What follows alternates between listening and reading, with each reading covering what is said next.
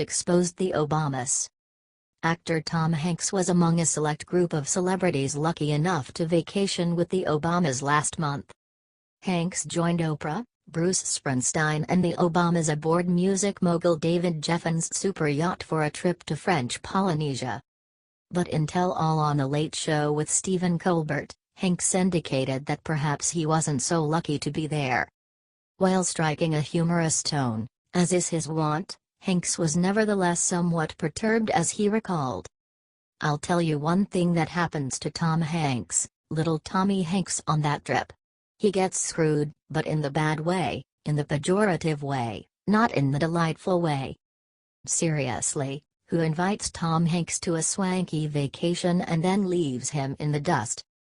Only someone as arrogant, stuck-up and overly competitive as Michelle Obama. That's who.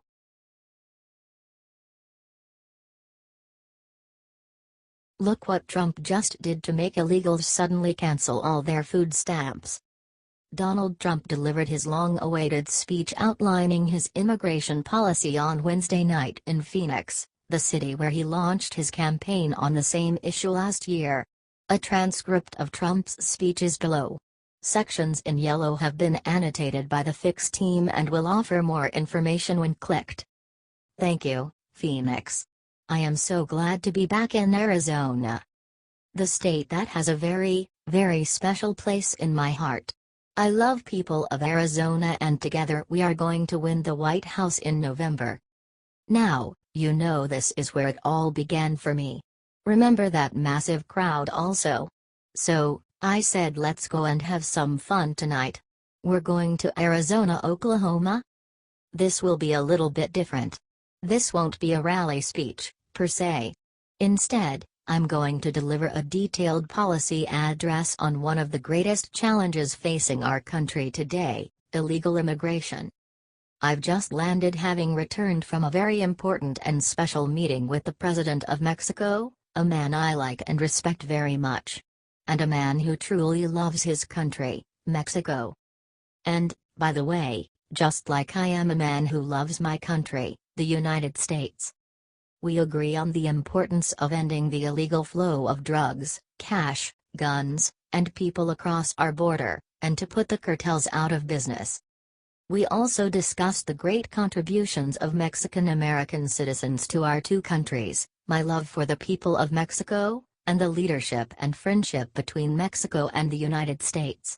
It was a thoughtful and substantive conversation and it will go on for a while. And, in the end we're all going to win. Both countries, we're all going to win. This is the first of what I expect will be many, many conversations. And, in a Trump administration we're going to go about creating a new relationship between our two countries, but it's going to be a fair relationship. We want fairness. But to fix our immigration system, we must change our leadership in Washington and we must change it quickly. Sadly there is no other way. The truth is our immigration system is worse than anybody ever realized. But the facts aren't known because the media won't report on them.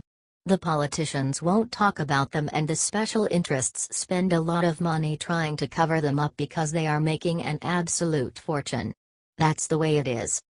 This includes incredible Americans like 21-year-old Sarah Root.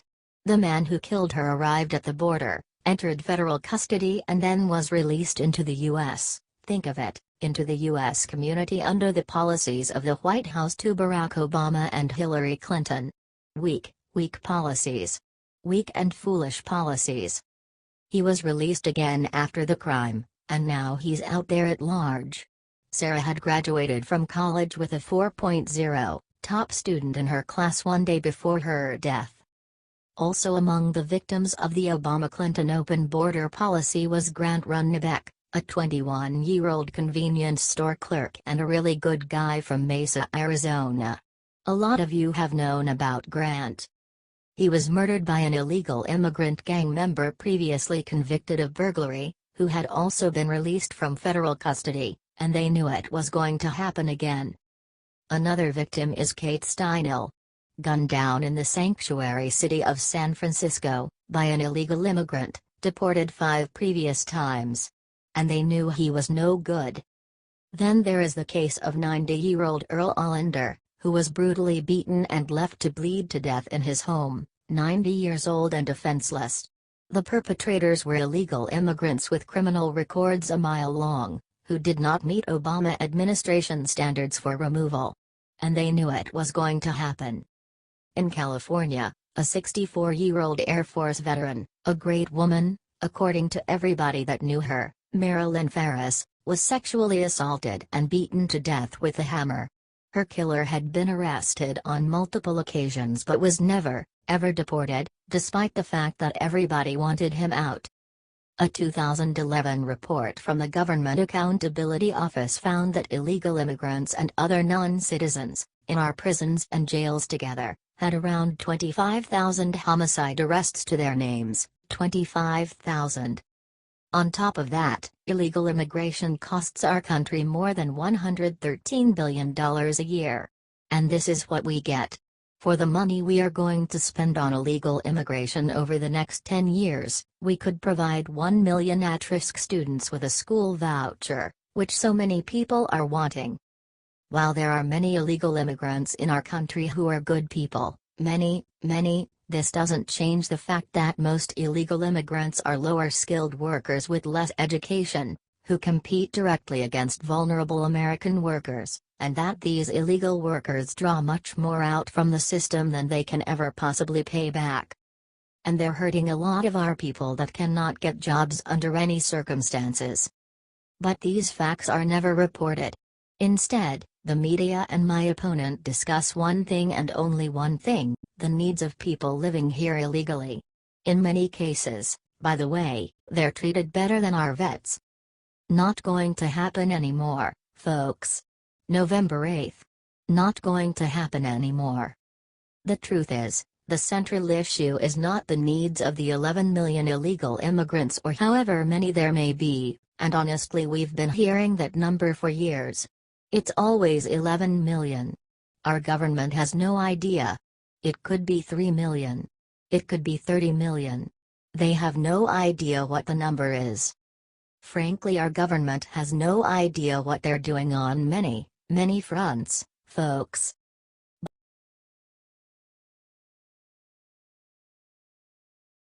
Steve Bannon warns Trump fans to be prepared for what's coming next. Steve Bannon just issued a warning to all the various enemies lined up against President Trump and all the fans lined up to support Trump about what's coming next.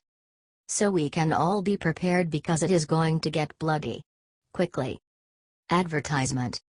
Look, Trump is not a politician and he knew draining the swamp was never going to be easy. Bannon was a key voice, one of many, inside the Trump administration, and many wonder what will happen without him to be 100% loyal to Trump. More often than not in the debates that raged in Trump's White House over policy, it was Steve Bannon and Donald Trump versus the rest of the advisors. Advertisement. Trump and Bannon share the same core beliefs around trade, immigration, etc. Trump's been talking about getting better trade deals when Bannon was still an investment banker, so it is nonsense to say Bannon shaped Trump's views. But it is correct to say that they both share those views, and when they combined their efforts, magic happened. But governing is not campaigning, and Trump was smart enough to surround himself with a very diverse lot. But Bannon doesn't plan to go quietly and will actually be more effective helping Trump pass his agenda. If there's any confusion out there, let me clear it up. I'm leaving the White House and going to war for Trump against his opponents, on Capitol Hill, in the media, and in corporate America, Bannon told Bloomberg News. The Trump presidency that we fought for, and won, is over, he said. We still have a huge movement, and we will make something of this Trump presidency. But that presidency is over. Bannon went on to explain that President Trump's administration will probably be much more conventional with his exit, and to be honest, this may be a good thing. As we have seen, the swamp bites back. Trump is flexible. He came in with a mandate and trusted Congress to do their jobs. They blew it, so now Trump will change course a bit and try a different tack. and Bannon is in a good spot to drive the media narrative in a way that serves Trump, not hurts him, as CNN does. Now, it's gonna be Trump, Bannon said. I just think his ability to get anything done, particularly the bigger things, like the wall, the bigger, broader things that we fought for, it's just gonna be that much harder. Now I'm free. I've got my hands back on my weapons, he added before issuing his warning to Trump's enemies. Someone said, "It's Bannon the Barbarian. I am definitely going to crush the opposition. There's no doubt. I built a f-king machine at Breitbart. And now I'm about to go back, knowing what I know, and we're about to rev that machine up. And rev it up we will do."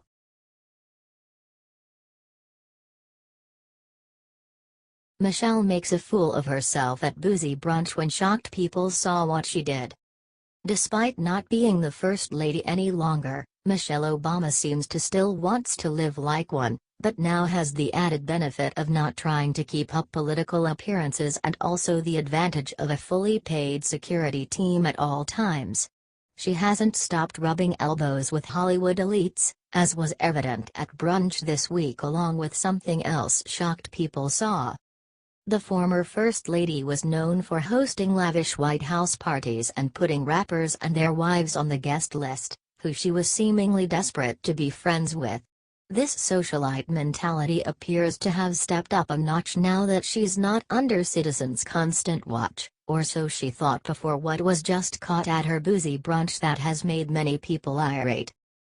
Page 6 reports that Michelle met up with Hollywood heavyweights, actress Sarah Jessica Parker, reporter Robin Roberts, and Oprah Winfrey's best friend, Gayle King, at the swanky Breslin restaurant in New York City for brunch.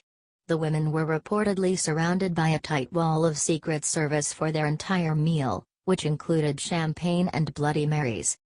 While sipping on adult beverages with your nice meal is really no big deal, it was the excessive security she brought along that was a foolish overuse of taxpayer funds for brunch.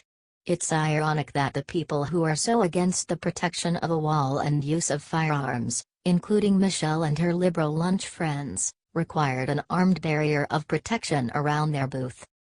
Michelle probably feels like she paid her dues for 8 years in the White House, which she used as her cool card to get the in with celebrities around the country.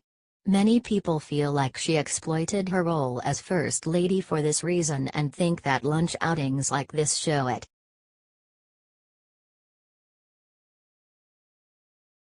Russia goes public on Obama's secrets that happened during Obama's terms in office. Ever since Donald Trump got elected as president, liberals have been incessantly pushing the ridiculous propaganda about his collusion with the Russian government. As their narrative reaches a fever pitch with no sign of stopping anytime soon, Russia is about to drop a massive bombshell on Obama, and unfortunately for him and the Democrats, things could get really nasty very soon. In a recent press conference on U.S.-Russia relations, Russian Foreign Ministry spokesperson Maria Zakharova said that Russia is considering publishing leaks about dirty secrets that Obama and his administration asked for the Russian government to keep private. The issue came up when she was specifically asked about the future of Russian-U.S. diplomatic relations in the context of the current atmosphere in Washington, D.C. Maria Zakharova: "We provided our views on bilateral relations and the reasons for blocking them under President Obama. We said that we were willing to work with the new U.S. administration, under President Trump. I don't think we need to invent anything in this respect, because so much has been said before. Simply, we should start concrete practical work. We are ready for this."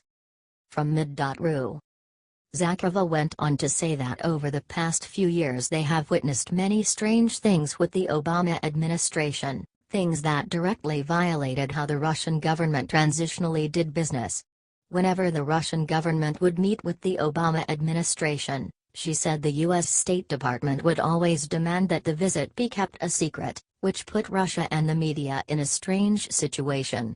She expressed her frustration with the Democrats' recent practice of leaking confidential and secret information, saying that this practice would soon come to bite Barack Obama directly in the ass.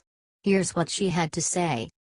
Also, I would like to say that if the practice of leaking information that concerns not just the United States but also Russia, which has become a tradition in Washington in the past few years, continues, there will come a day when the media will publish leaks about the things that Washington asked us to keep secret, for example, things that happened during President Obama's terms in office.